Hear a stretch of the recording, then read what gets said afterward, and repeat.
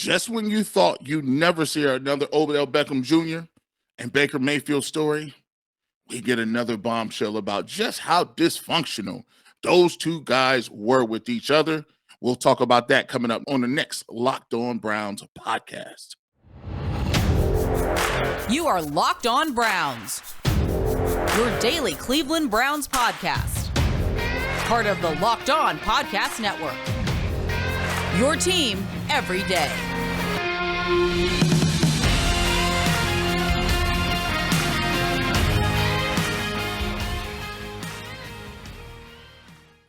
Welcome back, my friends, to the show that never ends. Your daily delivery of all things Dog Pound LGB on the LOB, the Locked On Browns podcast, brought to you by the Locked On Podcast Network.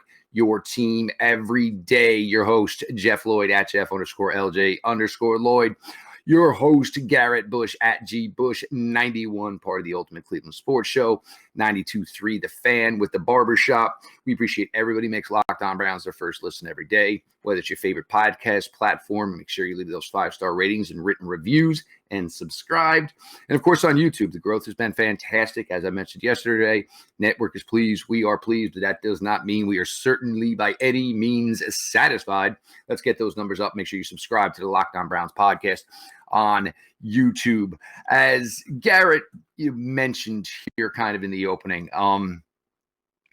the friction, and it seems really right off the bat, first off, Jeremiah Owusu-Koramoah and Greg Newsome, these guys are pretty tight. It almost seems like everything they kind of do, they are a team. Somewhere down the line, I wouldn't be surprised we see a little G-New and JOK maybe finding some times on the airwaves themselves together. They sat down for a podcast, talked about a number of things here, and they kind of opened up a little bit. Now, keep in mind, they are only on the defensive side of the ball, so maybe not the entire full story, but the friction and the relationship, of course, between Odell Beckham Jr. and Baker Mayfield, where it currently stands now, is obviously the Browns didn't choose anybody. They basically are moving on from both of them. Where does that lie in the future? We'll certainly see about that. But this was going to be one of the things when you brought Odell Beckham Jr. here, just from jump. Look, 2018, what was the storyline of this team? There were some really good young players. Maybe you finally had your quarterback. And to his credit, and they're both, look, there's no way of beating around the bush here. They're both kind of egomaniacs, different ways maybe in being egomaniacs. But if you want to talk about what was the storyline of 2018, it was Baker Mayfield becoming, maybe the Browns' savior at the quarterback position. We all know how it went. Took over for an injured Tyrod Taylor in the Week 3 Thursday night game. Turned around, led the Browns to victory. All of a sudden, this team went from the laughingstock to a team that can basically go out and maybe win a game any given week against any given opponent. So you made the move for Odell in 2019. And everybody was on board at the time in 2019. Odell was on board. Baker was on board. They really thought this was going to be something between the two of them. We all know how 2019 went. And what happens in a situation like that? The fingers come out. Who is it? Who is it? Who is it? Now, all of a sudden, people were questioning Baker Mayfield's play. From Baker Mayfield's standpoint, hey, I was getting it done last year with Brashard Perriman, Rashad Higgins, and a whole bunch of people y'all never heard of. Odell, hey, look, my numbers were still decent. The quarterback's numbers weren't so great. If he was better, maybe my numbers would have been better, blah, blah, blah. You get to 2020. Odell goes down. Baker leads this team to a playoff win. What's the storyline again? Baker Mayfield. It looks to be the goods here. Now, what happened in 2021? You started off strong against Kansas City Chiefs, game that Browns could have easily won, but did not. But people were still satisfied with the effort the Browns put out and thought 2021 was still heading in the right direction. You win in week 2. Baker gets injured that week. Odell comes back week 3. Started pretty strong. I think Odell was like 7 for 81, something in that nature. So it looked good. But then all of a sudden it wasn't working. So now you have the finger pointing going on again. So Garrett, this was tough because there was always the possibility for these two to find a way to blow up. But if it went on a nice run where this team was successful 3-4 years in a row, it would have worked. But you had two guys in the room who basically needed to be the man. And if you weren't a winning ball club, there was going to be a lot of, basically flame up, basically, where all it needed was a drop match or somebody put a cigarette by and. That's the thing about a quarterback that is as volatile as Baker Mayfield. Usually, you wouldn't see some of this go on. Usually, there's receivers, and usually the quarterback is mild mannered. Eli Manning was able to deal with it a little better than Baker Mayfield because Eli Manning is he's just pedestrian. He's not going to say anything too crazy. He's not too up, not too down. And that's always the thing that I always thought about. And it's just not, it doesn't need, I'm not putting the whole thing on Baker, but when people used to say he plays with a chip on his shoulder, at some point, that's not conducive to winning football games. That's like, you got looked over for the last position at your other job. You go to a new job, and instead of trying to meet with your coworkers and figure out how you can have a nice, better start than your other job, you come in with a chip on your shoulder. They're like, man, who's this new guy, man? Who's the new guy in accounting? That guy seems to be a jerk, man. Like, he doesn't sit with anybody at the cafeteria table. I try to introduce myself at the water cooler. He looking at me like, man, if you don't stop talking to me, I got an axe to grind at the last accounting. Like, it don't make sense, right? So for me, I always thought, like, as a quarterback, you got to be even keel. You got to be able to be a good politician. You got to be able to be a good motivator. And most of all, you got to get people to rally around you. So to me, I always said this, where Baker went wrong was he should have kept Odell Beckham Jr. on his team at all costs. And you know what it could have happened? At the end of this year, we'd be talking about Odell Beckham Jr. being the scapegoat and not Baker. But when Odell Beckham Jr. got moved out, it's kind of those one things where we're playing the process of elimination. Well, let's get rid of OBJ and figure out what the problem is. The next shoe that fell is the quarterback the problem? And so, as you can see, people ask, how did it turn that quickly? And I said, well, it turned that quickly when you get rid of somebody and you thought that was the problem, but that person goes out and performs well and wins the Super Bowl. Now all the spotlight is on you. Like, well, maybe it was you. And it's the same thing this year. Baker's gone. Now the next person up is Kevin Stefanski. Well, we got you a quarterback. Well, you gonna call the plays right? What we doing here, right? So every time it's a process of elimination before you get up to the top of the food chain. I'm not surprised that these guys came out and said they didn't like each other or other teammates, but it does show how the insight into a locker room where you got two guys that can be fun guys on their own. They can be respectable teammates on their own individually, but together it's just like, it just don't mix. See, between the two of them, though, they always wanted to be regarded as, top dog, great players. And to both of their credit, both of these guys were great in the locker room with 51 other players.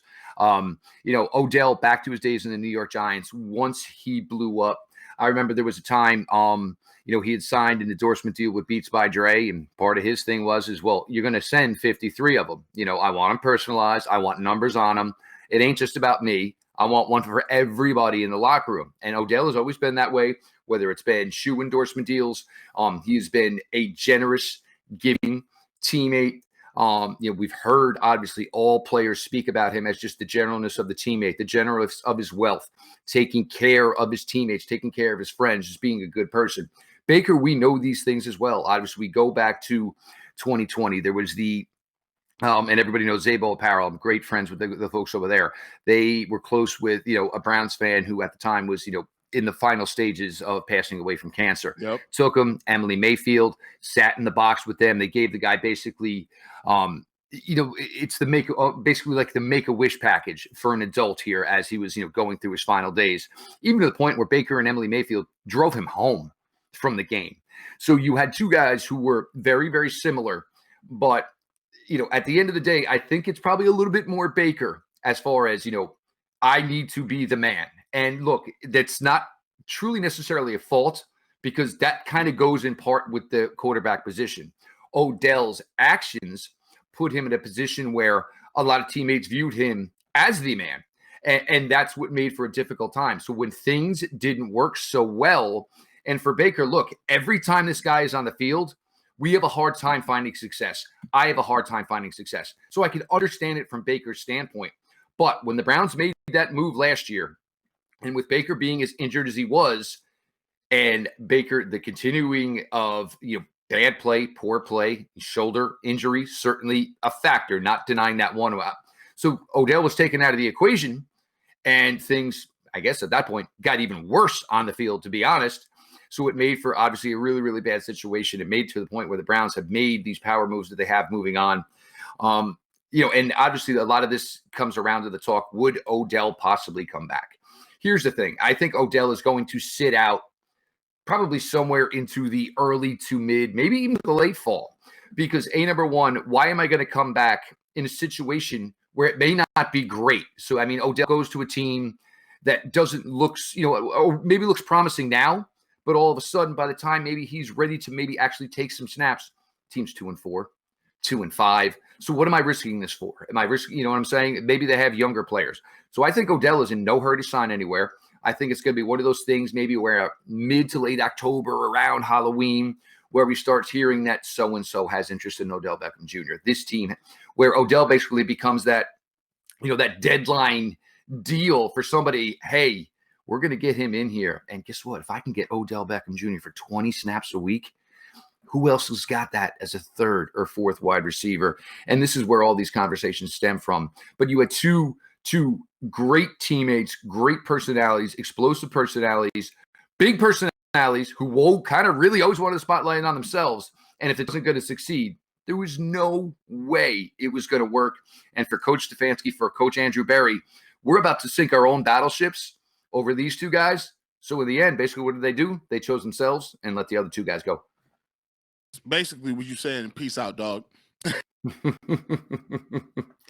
Moved them right on out. We got other things we're going to get to here. I think everybody's looks at Deshaun Watson's final season with the Houston Texans and maybe has some delusions of grandeur about this Browns offense in 2022. We'll get to all that here. Your host, Jeff Lloyd, Garrett Bush, taking you through a Friday Locked On Browns. And also, folks, National Donut Day. Get your butt on it.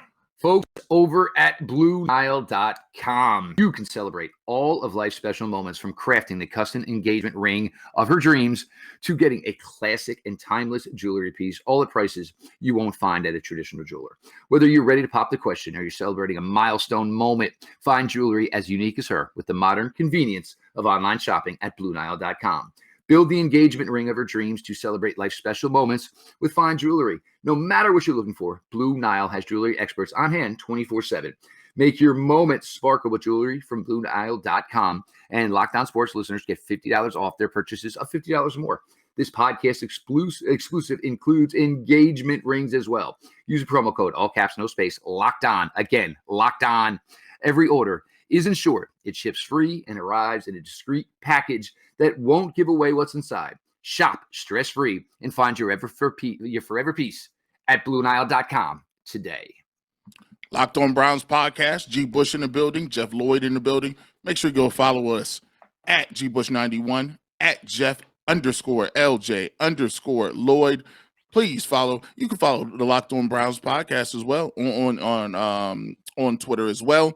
And like Jeff said earlier, hey, shout out to you guys, man. We're moving up, slowly creeping up to our goal. We're trying to get 1,000 subscribers.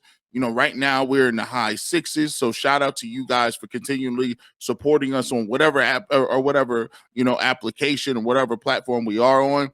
Make sure you still continue to go download our podcast on everywhere. You can find your podcast or wherever you download your podcast. And be sure to get hip to the YouTube game, man. We're going to definitely be having more as we go along. Season's going to be coming up. This is going to be your one-stop shop for everything, including Cleveland Browns daily. So make sure you go ahead and subscribe to the channel, hit the notification bell so you know when we drop our videos. Jeff, you just mentioned this a little bit ago. Deshaun Watson, the last time we saw Deshaun Watson, he had thrown for 5,000 yards or something, 40-plus touchdowns. And when you look at it, people kind of get, energetic. They start salivating at the mouth like, wow, when's the last time the Browns threw for 5,000 yards? When is the last 4,000. Time? 4,000, right? 3,500. 3,500 is good. So we got all these different things going on right now. And, man, people are looking at Deshaun Watson. Amari Cooper is one of the better receivers they've had since 1999.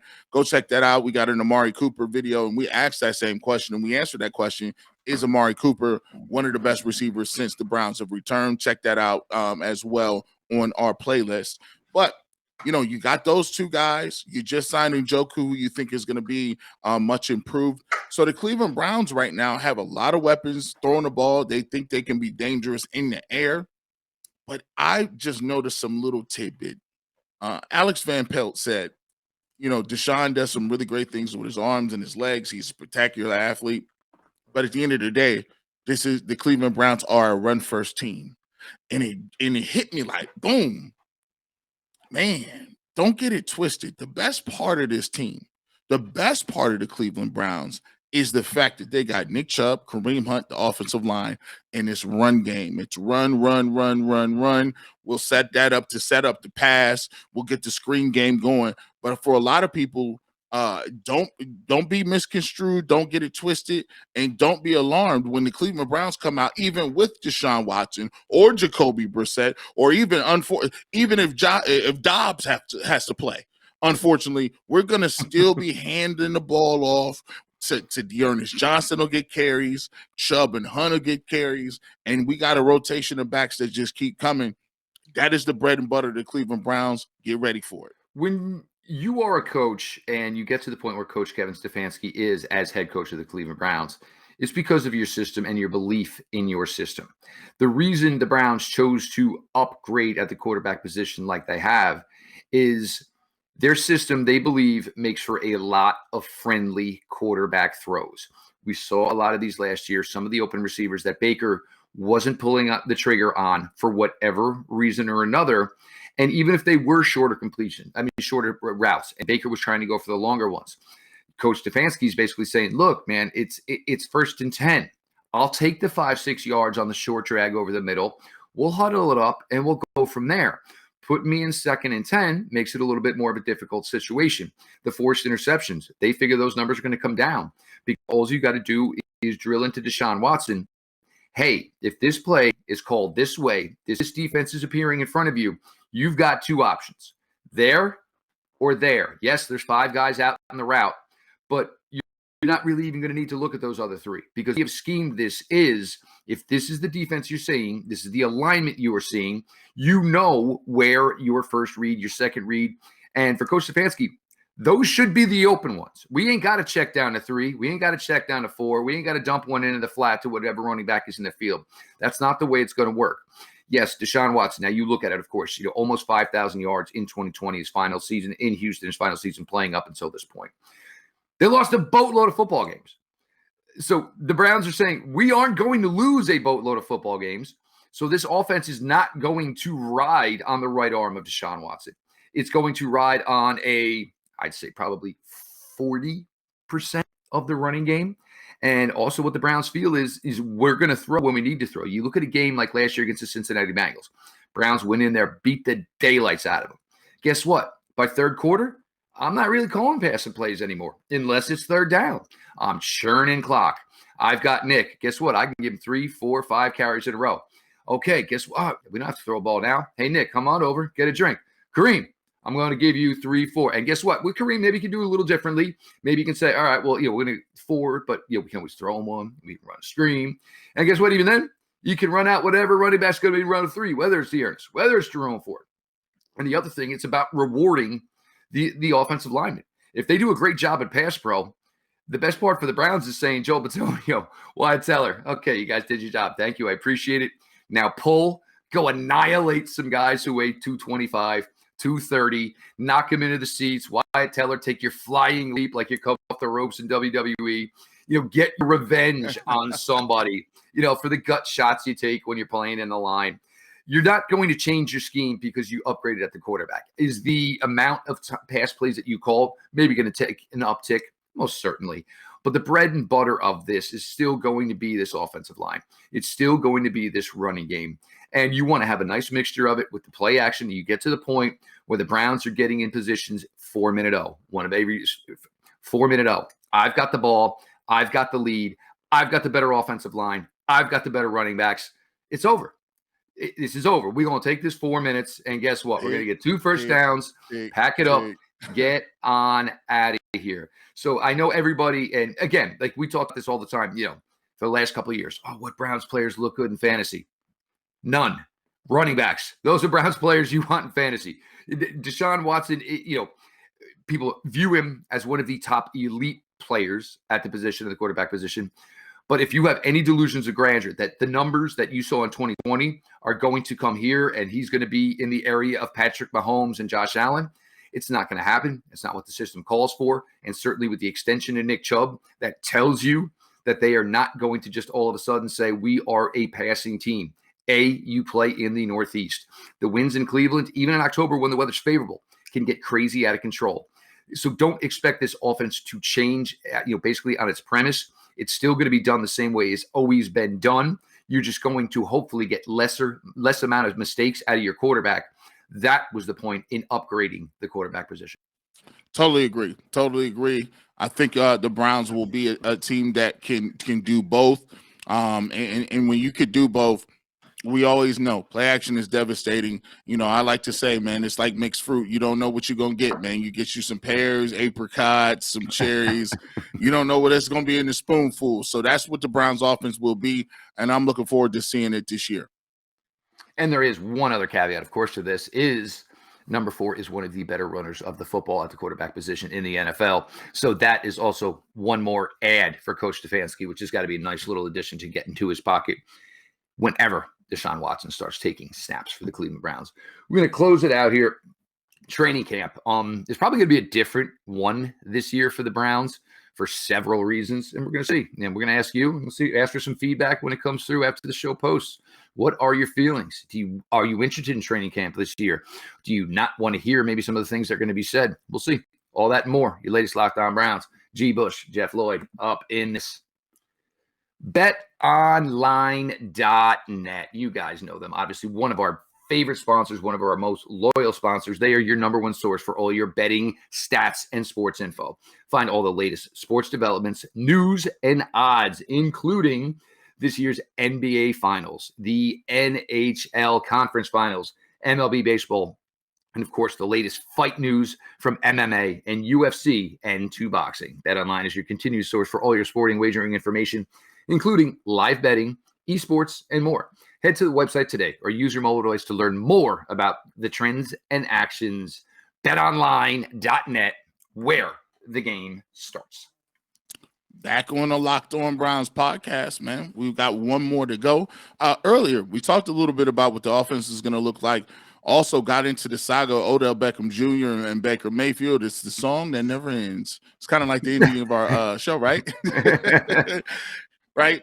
So for me, when I used to grow up, going to preseason was a thing. I remember they giving out free tickets, and for a lot of people who were under a certain in a certain economic situation, man, my dad, we had 3 boys, me and my mom, my 3 brothers, 5 people in the family total. So, driving up to Cleveland and getting tickets was just like something that wasn't, that wasn't something that's conducive as we would have liked it to. So we did go to some Indians games back in the day because the tickets were cheaper. Also, they would pay you to come. Yeah, you was pull up in there and they was giving them things away. But one of the places that they did take us was we did go to some preseason games, and we also went to some training camps. So for me, training camp was really cool because back then it was 2-a-days. So you saw guys 2 practices. They was out there hitting, much more physical contact, much more energy. It was much more of a simulated game than it is now. With the collective bargaining, those guys are doing glorified shorts for, one of the practices. In the next practice, they may not even have helmets on the whole time. But, just interested out there, for me, I think back in the day, mid-90s, early 2000s, training camp was a thing. Now, I don't know so much. I don't know, I was out there to cover training camp for 92 Through the Fan, and it just seemed like there was a little more subdued. It wasn't much, and then COVID happened, and there was nobody there. So as we speak now, I think they're still letting people in. They might have to be under some restrictions, but and from your standpoint, Jeff, what interest level do you have and your family have on attending a Browns practice? For me, I think this is where it's going to be weird because, obviously we have no way of knowing what the percentage amount is. But you have certainly a portion of this fan base that wants to go see their new franchise quarterback. But in the same respect, and you're going to have people who are going to go and they're going to want to see your new franchise quarterback. But are they going to be going with negative intentions? Obviously, you know what I'm saying? There are a lot of people who are voicing their opinion on Deshaun Watson and everything that's going on off the field. So for those who were there to just truly enjoy it and watch their team and see where they're at, and certainly see Amari Cooper for the first time, see David Bell for the first time, you appreciate the fact that, Nick Chubb is now an extended player. Denzel Ward is now an extended player who's going to be around for a long time as well. The return, not the return, but obviously the continuing of the relationship with Jadeveon Clowney. It makes for a difficult situation because of the fact that you have people who might be there with the wrong intentions. And I'm not saying it's not allowed. I mean, everybody should be entitled to their opinion, but now security maybe is going to have to deal with things like this, which could just make for an overall, negative feel to it. But that's where the aspect comes in. And, maybe not for my kids who are 14 and 15 years old. What about the 7 and 8-year-old kids, who just, this is what they want to go see? Like you talked about it, Garrett, when you were young. You just want to go see your team, and maybe 7 or 8-year-old kids don't truly understand exactly the situation that is going on with Deshaun Watson. But this should be something that is spoiled for them. This might be the one thing they get to do Browns-wise this summer. Their families may not be able to afford to take them to a game, or they may have parents who work 6 jobs and say, look, I can't devote hours on a Sunday to drive an hour and a half to Cleveland, spend 3+ hours at the game, spend an hour and a half driving home. So it's a difficult situation. And, that's the part that's really going to be weird about this year's training camp, because there's a ton of excitement about it as far as just the on-field product. And now keep in mind, they haven't seen Jeremiah Owusu-Koramoah. They haven't seen Greg Newsome.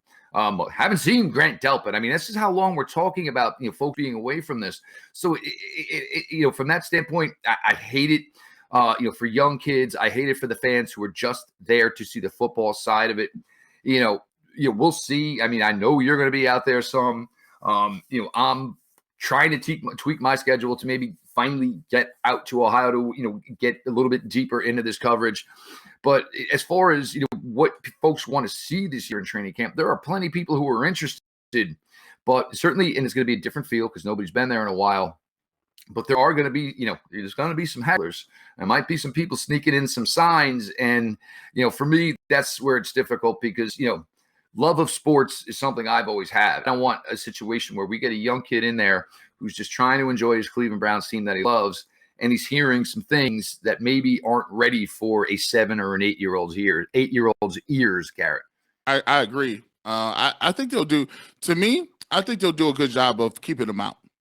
I think those guys, I don't think they're going to let, that's the good thing about preseason, because you're doing it in training camp. You're doing it on your home turf, right? They have a choice to let you in or not at a practice, right? But they don't really necessarily have a choice to let you in at a game. If you're at a game and you want to boo. You want to have a game, they let them bring signs, paper bags. I mean, we've seen in first case here. So I think they'll do a little better job of kind of curtailing some of those things during training camp. And I think they won't allow people to become hecklers. So, I think, when you look at it, we'll see how many people show up. Either way, there is a lot of news and excitement around the Browns. And I think that's going to be here for the foreseeable future, as long as they continue to, put people around Deshaun Watson. And, I think the Browns will be good this year. And I think people will finally have to start talking about what's on the field rather than court cases. And, look, there's going to be a time. And look, buddy, and I was dealing with a heckler yesterday on the Locked On Browns Twitter account. Look, there's no more Garrett and I can speak on this subject. The NFL is going to deal out some discipline at some point. That will be a conversation we're going to have. And everybody, now, maybe a 23rd case, possibly a 24th case. Folks, once we're in the 20s, 21, 22, 23, 24, don't matter. We all know there is a boatload against him. We get it. Like, nobody's denying any of that. But Garrett, myself, the folks at Cleveland Browns Daily, all the folks at WKYC, all the folks at 92.3 The Fan, we have a job. We are paid to cover the Cleveland Browns. 53 players, now close to 90, coaches, front office. We have to cover every aspect of it. We have paid that the correct amount that it is due. And nobody's denying the seriousness of all of these allegations. Nobody is. But we can't sit here and talk about the same thing day in, day out. We are not doing our jobs if that is the case that we do. We have to discuss this entire franchise from Jimmy Haslam down to the guy who's filling up the Gatorade bottles at practice. That is what we are asked to do. That is the obligation of the job that we are given. I understand it. We all know it's out there. It is the biggest black cloud. It cannot be missed. But we have a job to do, and we are trying to do it as thoroughly as we can. Couldn't have said it better. Couldn't have said it better, man. Couldn't have said it better, bro. And I'm not trying to be negative about it because, in nowhere we poo-pooing the seriousness of the situation in any way whatsoever. But it's getting long in the tooth, and, it's not giving a lot of players that are on this team the lip service, the airtime that they are due for their positive acts. It's been a heck of a week. We're going to continue to crush it week in, week out, day in, day out. G. Bush, on Garrett Bush, of course, now full-time as co-host here at Locked On Browns. Check him on the barbershop weekends. Obviously, as you get to the summer schedule over at 92.3 The Fan, plenty of opportunities where Garrett's going to be popping in the studio at any given time, so make sure you're checking that out. Of course, the Ultimate Cleveland Sports Show where Garrett and the guys, you can see now that the camaraderie is building over at the Ultimate Cleveland Sports Show, starting to know each other a little bit better. So, when somebody starts to go on a line, yep, you can see somebody's ready with the ribbon already, here he goes again. Here he goes again. We ain't going to let this one slide. I do wonder about Jay Crawford and why the George Washington wig automatically assumes he's a judge. That's a different one to me. But make sure you check out the Ultimate Cleveland Sports Show. The guys are killing it over there. Me personally, Jeff Lloyd, at Jeff_LJ_Lloyd, the Locked On Browns Twitter account, at Locked On Browns, follow back account. Wherever you get your podcasts, 5-star ratings, written reviews, hit that subscribe button. And, of course, now on YouTube. The growth there has been tremendous. We appreciate the support. We ain't going to ask for more, so let's keep those coming, get those subscriber numbers up. Yes, the show is the same here as it is on the audio style, but with YouTube, it's going to allow us for some creativity, something during the week, or we're waiting on an injury news. So-and-so went down, waiting for the results of an MRI. Because it's a chance to pump in here real quick, 3-4 minutes, give you latest updates, just more and more way for you folks to absorb the best Browns content that we can give you. With all that, have a fantastic week. It's Friday. Go get your game on this weekend. Make sure you get over to Dunkin' or wherever close. Get yourself your free donut for National Donut Day. And with all that being said, folks, this has been your daily delivery of all things Dog Pound. LGB on the LLB. Let's go Browns.